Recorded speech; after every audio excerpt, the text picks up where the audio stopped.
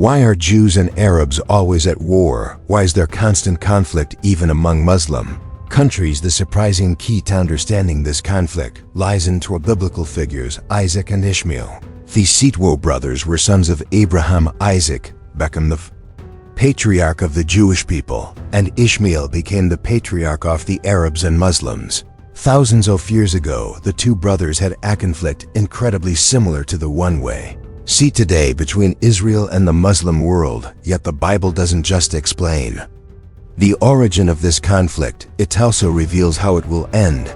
We look over the only biblical scene where these two brothers reconcile a cenothet, according to scholars, perfectly predicts how this modern-day conflict will finally conclude. Do you know how this story ends according to the Biblitheres, an ancient Jewish principle of mar ayatim and linam, meaning fetids of the fathers are prophetic signs for their children. In simpler terms, the lives of these patriarchs are not merely historical events, they prophetically foretell the future of their descendants. Interestingly, Christianity is of a similar idea, known as typology, used by the Apostle Paul to reveal future events through the stories of the Old Testament. Scholars have applied these two methods to understand Israel's conflict with Muslim nations, and the results are astonishing. Here's why this matters. Isaac and his mother Sarah symbolize the people of Israel, where he is according to Muslim tradition. Ishmael and his mother Hagar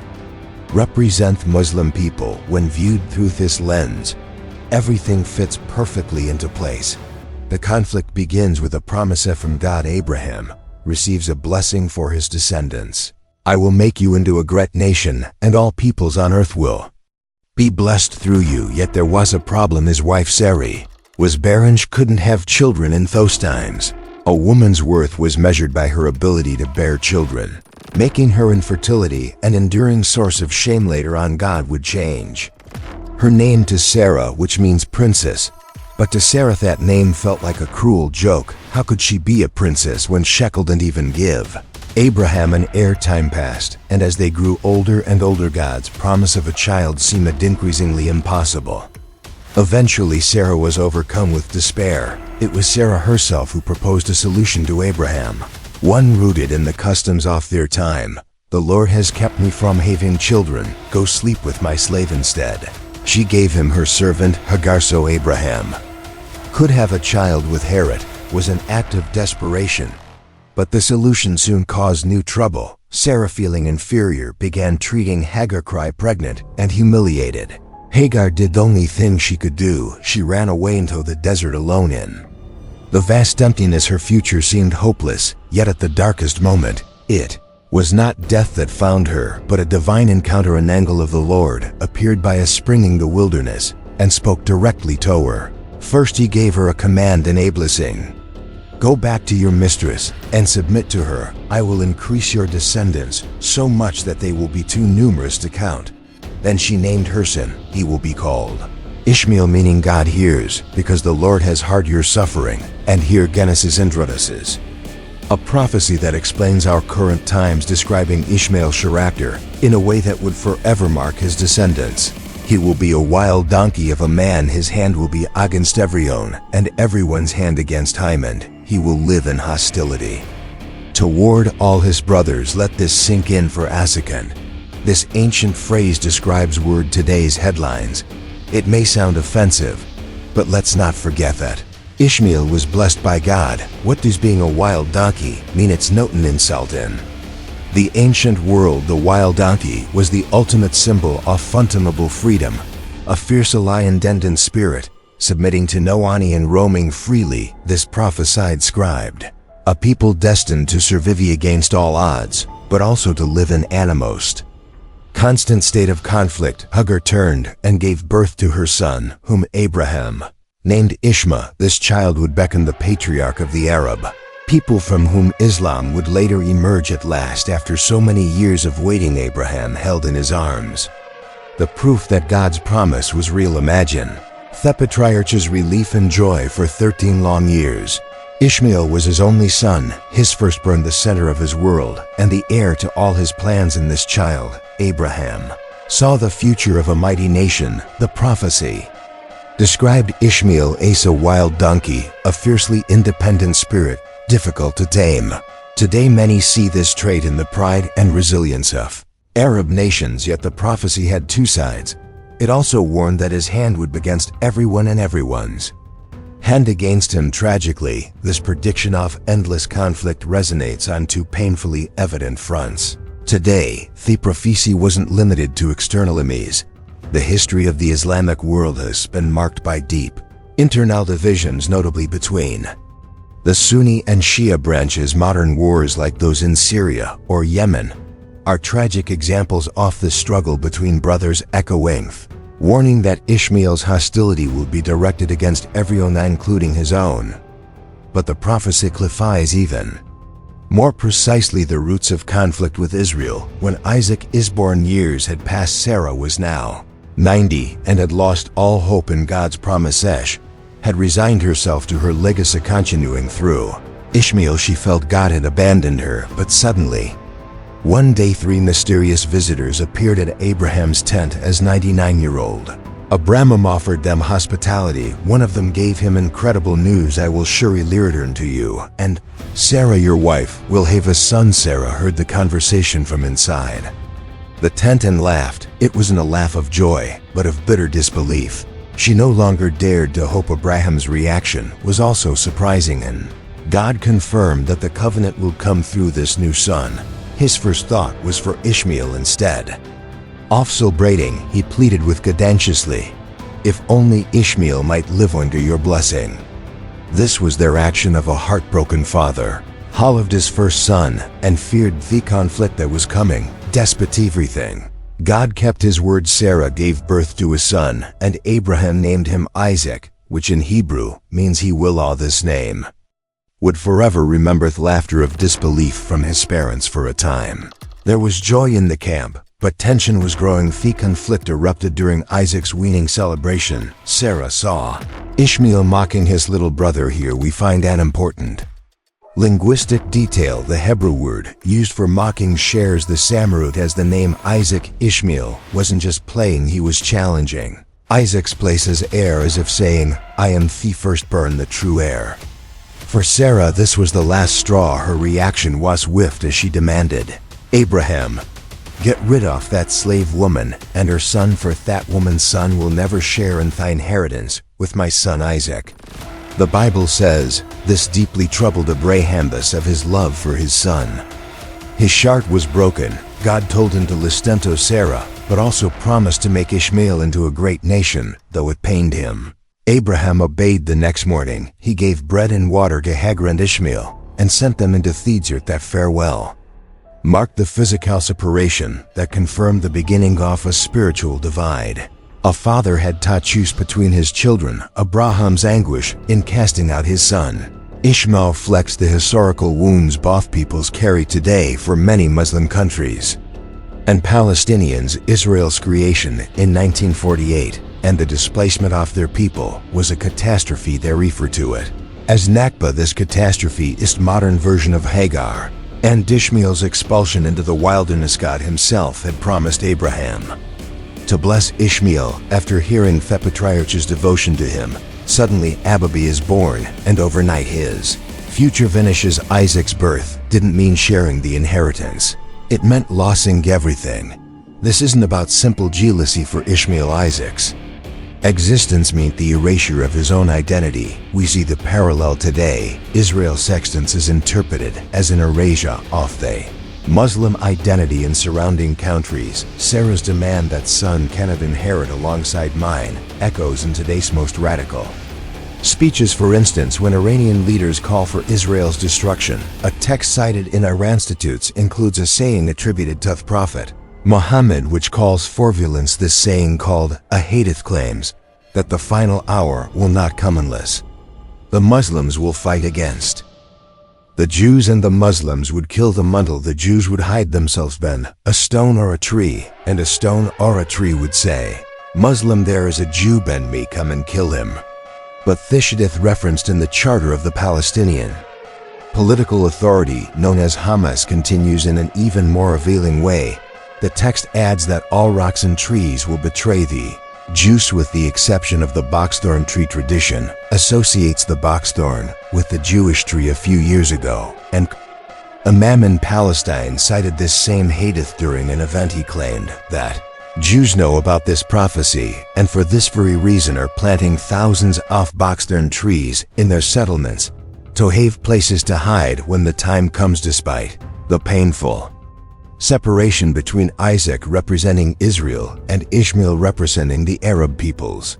God had a plan for both, but the plans were different. To understand why Ishmael's blessing differs from Isaac's one, must first understand the most important aspect of this story, the covenant with God, and most importantly only Isaac received the covenant. A covenant is more profound than just a promise. It is a binding commitment, a sacred and special relationship between God and a chosen people. Through this covenant, God promised Abraham a unique relationship and, through Abraham, blessings that would flow to all his descendants. But why Isaac and not Ishmael, the firstborn things were, is a divine choice that we cannot understand, and God is very explicit about this. Yes, but your wife Sarah will bear you a son, and you will call him Isaac.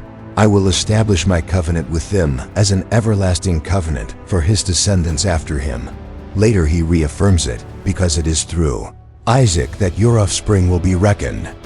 This decision establishes a central idea in the Bible. Divine election is not based on human merit or order. Ishmael was born from Sarah and Abraham's human plan, and deferred Isaac, however, was born from a miracle from God's direct intervention in two elderly and barren bodies. The spiritual covenant is tied to the miracle, not the human plan. Ishmael receives a blessing of worldly greatness. Isaac receives the covenant to be part of God's sacred history. The concept of being the covenant people and the chosen people has been the core of Jewish identity throughout history. It has been a source of pride. It has been the source of their survival, and at the same time a cause of conflict with a world that often rejects this idea. But God makes it clear that although Ishmael isn't thesan of the covenant, he's not beyond his scare before the expulsion. When Abraham pleads for his firstborn son, God responds directly with a promise of greatness. As for Ishmael, I have heard you. Behold, I will bless him and make him fruitful, and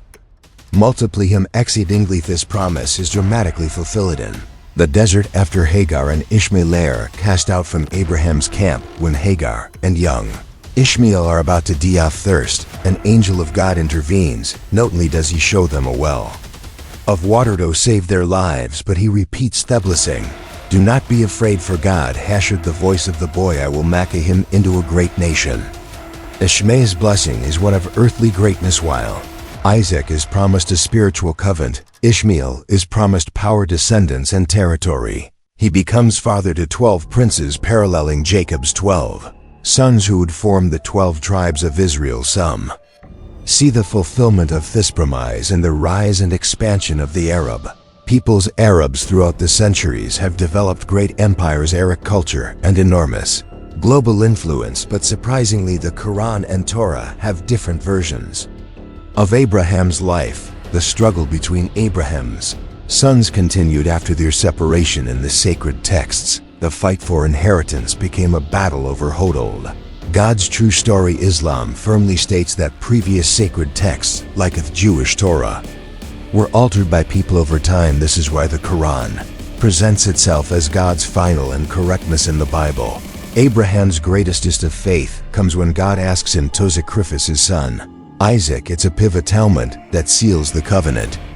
But in Islam, the story changes. Compiled Islamic tradition says that the son Abraham was going to sacrifice wasn't Isaac, but Ishmael. What's the reason for this change? Why is it so important? Bez, being the son of the sacrifice makes you the most significant spiritual heir. By placing Ishmael in this role, Islam makes him the protagonist of the greatest act of faith. This shifts the spiritual inheritance through his lineage, from which the Prophet Muhammad ascends. It's not a small change, it's a way of claiming that the true covenant inheritance belongs to them. A curious detail is that the Quran doesn't name the son of the sacrifice, but Islamic scholars identified him as Ishmael. This creates a major difference. Judaism and Christianity continue the story through Isaac In contrast, Islam sees itself as a correction of that narrative and considers Abraham and Ishmael the founders of its most sacred place. Mecca. This battle to determine which story is true one has had real and violent consequence to fight over. Sacred sites in Jerusalem is the perfect example of the most sacred place for Jews. The Temple Mount is the exact same location where all of Islam's most important mosques stand today. It's like seeing one history physically built on top of another controlling. This site becomes a symbol of which religion is right, a fascinating detail that makes this even more intensize what lies directly beneath the Dome of the Rock. Jerusalem's Golden Mosque weather sits a stone known as the foundation stone in Jewish tradition. This isn't just any rock. They believe it's the spiritual center of the world, place where Adam was created, where Abraham prepared to sacrifice Isaac, and where the most sacred part of Solomon's temple once stood in Islamic tradition. This very same rock is the spot from which the Prophet Muhammad ascended to heaven during his night journey. It's the same physical place, the same rock, but with two contradictory stories. It's no Tony story on top of another. It's two sacred texts colliding at a single point. Another fascinating detail is the famous Western Wall. Many believe it's a wall from the ancient Jewish temple, but it's actually the last remaining retaining wall of the temple Mount complex for Jews. It's the closest place they can approach to pray at their ancient holy site, a symbol of both mourning and hope for Muslims. This same wall is known as Barak Wall, where Muhammad tethered his winged steed before ascending to heaven. This is why control of Jerusalem is so fiercely contested. They're not just fighting over territory, but for control of history itself. It's one more chapter in the long and painful struggle to determine which story, Isaac's or Ishmael's, has the final right to claim most sacred place on earth. But that prophetic interpretation of that conflict's end isn't bitter on the country. Though it may seem impossible, a conciliation exists after all the history of conflict. Bible shows a surprising scene that offers hope. When Abraham dies, the text says something crucial, and his sons Isaac and Ishmael buried him after decades apart. Without speaking, Isaac and Ishmael reunite to bury their father in that moment. They are just two sons in mourning. A kide tale according to Jewish tradition is the order of the names Isaac and Ishmael. That Ishmael the elder allowed Isaac their heir to be named first is seen as a great gesture of acceptance and reconciliation. This act is viewed as a sign for the children, a prophecy that peace is possible. Jewish tradition interprets this as a sign that in the future Ishmael's descendants may reconcile with those of Isaac. The burial demonstrates that despite everything, God had not abandoned Ishmael, and both remain Abraham's sons. This hope is based on God blessing both brothers, though the spiritual covenant was with Isaac. The promise to make Ishmael a great nation was never withdrawn in current times. Although we remain far from resolving conflict, some events have been interpreted as the beginning of mutual understanding between Jews and Muslims. Amid news of wars and tensions with Iran, something that seemed unthinkably clear, a direct echo of that burial where Isaac and Ishmael stood united. In recent years, several Arab nations, including the United Arab Emirates and Bahrain, decided to do something different. They signed peace agreements and normalized relations with Israel. The most curious and revealing aspect is the name they chose for these treaties. The Abraham Accords. For the first time in decades, modern diplomacy didn't focus on conflict, but deliberately invoked Thekaman, father of Jews and Muslims. It was a public acknowledgement that despite theological and political differences, origin is the same. Another little-known example of reconciliation is that the deepest and most mystical branches of both faiths, Jewish Kabbalists and Muslim Sufis, often found understanding and an almost identical aim. Their goal wasn't to prove that their religion was the correct one, but rather that they shared the same aim, dissolving the ego to unite with the divine. Having the same purpose, they spoke a very similar spiritual language. Systems describe the soul's journey in similar ways. Both Kabbalah and Sufism see life as a soul's journey, ascending throughout different spiritual levels or worlds to draw closer to God.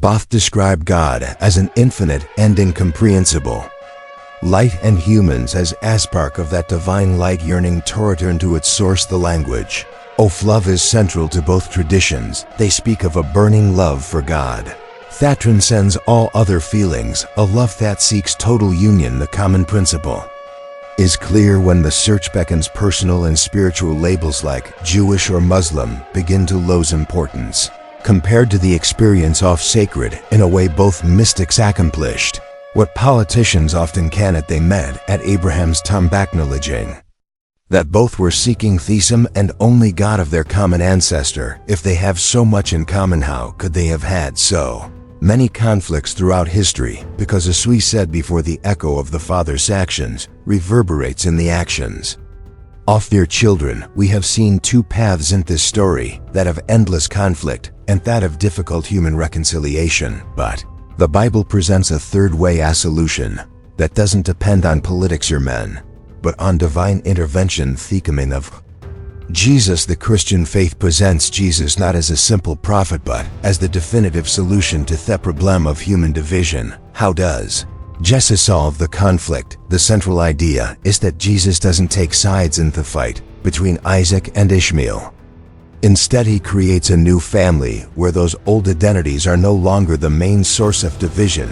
The Apostle Paul writes that Christ is our peace, who has made both known, breaking down the dividing wall of hostility. This wall of separation represents historical and religious hostility. According to Christianity, when united with Christ, a person receives a new identity that transcends their earthly identity.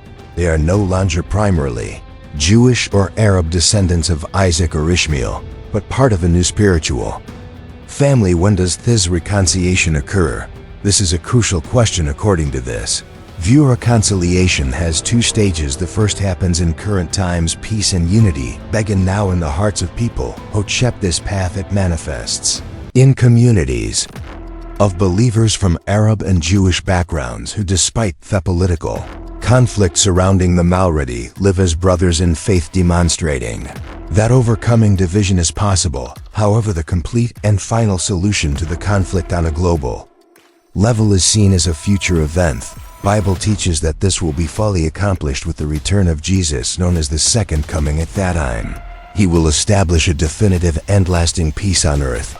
How will Jesus do this? The Bible explains that this peace is achieved by creating a new humanity. The Apostle Paul, in a passage reflecting the idea of tearing down walls of hostility mentioned in the source, explains that Christ came to abolish enmity, to create in himself one new humanity out of the two, thus making peace. This hope connects with ancient messianic prophecies that appear in the Old Testament and speak of a future time when the wolf will dwell with the lamb band. They will not harm or destroy on Almi holy mountain. But this isn't the only prophecy that speaks of Christ as the one who resolves the conflict between Jews and Muslims. The prophecy of the Prince of Peace, also from Isaiah, is key to understanding the solution that Christianity proposes. This title means that Jesus' primary mission wasn't to be an earthly king who would win wars, but rather to bring inner and spiritual peace. For unto us a child is born unto us a son is given, and the government shall rest upon his shoulders, and he shall be called these names: Everlasting Father, Prince of Peace. His government and peace will extend without end to break the cycle of hatred that began with Ishmael and Isaac. Jesus introduces a principle that is a true spiritual evolution, an idea that goes against all Jewish and Muslim logic. Love your enemies and pray for those who persecute you. Which path will Abraham's children choose? The desert of hostility or unity at their father's tomb? Leave your opinion in the comments. If these passages interested you, get ready, because what you've just seen is on life beginning. Islam also narrates the life of Jesus, but differently than Christianity, and the differences are shocking. Click on the video on screen to discover the differences between Jesus portrayed in Islam and Jesus in Christianity. Understanding these differences is key to comprehending the worldview of Muslims compared to Christians. Click on screen, you can't miss it.